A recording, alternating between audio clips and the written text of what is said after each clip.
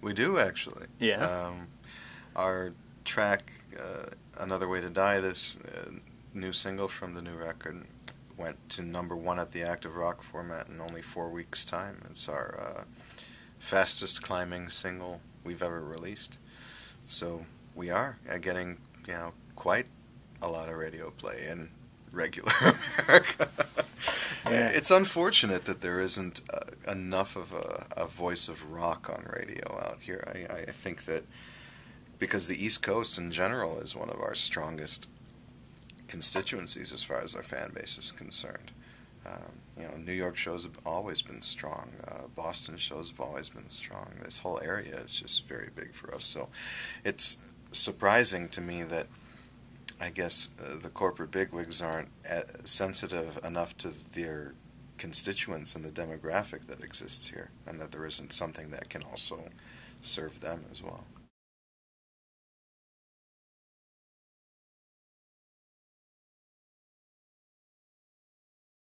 There's any number of them. He's certainly a huge one.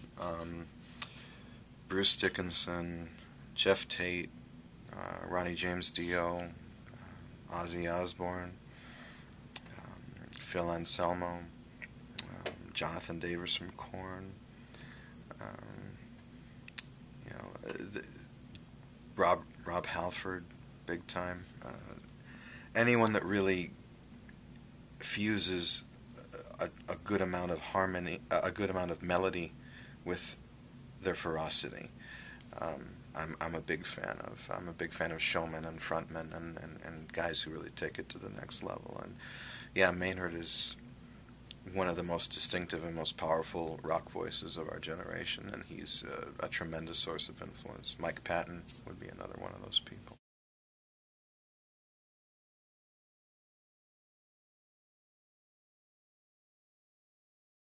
Oh yeah, very daunting. He's only like the metal god. So you kind of have to approach it very delicately. I didn't want to, deviate too much from what he did, but still kind of put my own flair on it. It was asked from us, from the Metal Hammer guys who were putting together this compilation of songs from some of the anniversaries for a number of these bands. It was anniversary of Back in Black for AC/DC, and it was anniversary of British Steel for Judas Priest. And so we were very much very excited, to tackle one of the tracks, and very cautious about that big of a song, something as so identifiably Priest. So we wanted to make sure we did it right.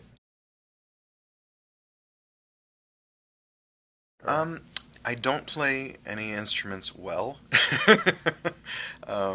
but everything kind of comes from my head. Danny is really the guy who begins things with his riffage, but we definitely do influence one another. I definitely am very good at the rhythmic aspect of things.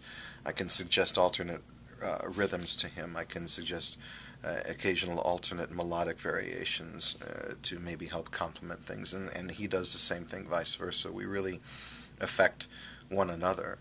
From a drumming perspective as well, I'm very in tune with what Mikey is doing, and we try to make sure that we're in sync with one another. Rhythmically, rhythm in general has always been one of the, if not the primary component to this disturbed sound, that there are no two rhythmic elements fighting each other. So we definitely have a good amount of influence on one another, and from song to song it really depends, but on more than an occasion I'll make a musical suggestion to Danny, and on more than an occasion he'll make a vocal suggestion to me. So it really is a collaborative effort. Nah. We only give up on a song if it's not exciting, if it doesn't make the hairs on the back of our necks stand up.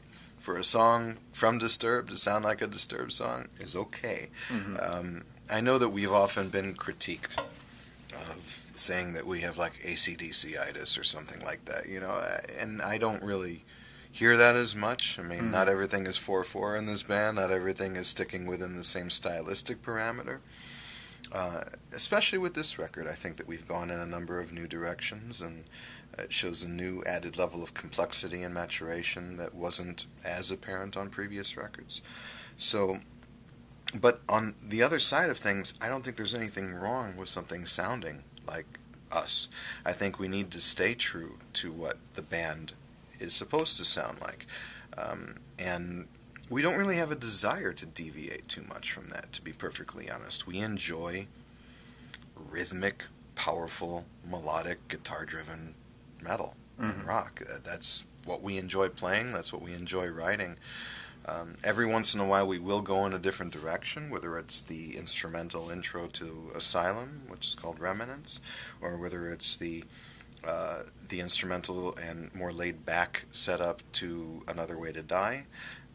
But we really try to, not even, not consciously try, but we're just comfortable in that environment and putting out material that fills that need for us. And I think that that's part of the reason why our fan base is as loyal and as dedicated as they have been, is that they know that with each successive Disturbed record that it's going to be what they are looking for from Disturbed. You know, it's going to be another record that enables them to get through the trials and tribulations of their life, the hard times, and makes them feel powerful and makes them strip them of their fear and gives them, you know, the motivation to go on.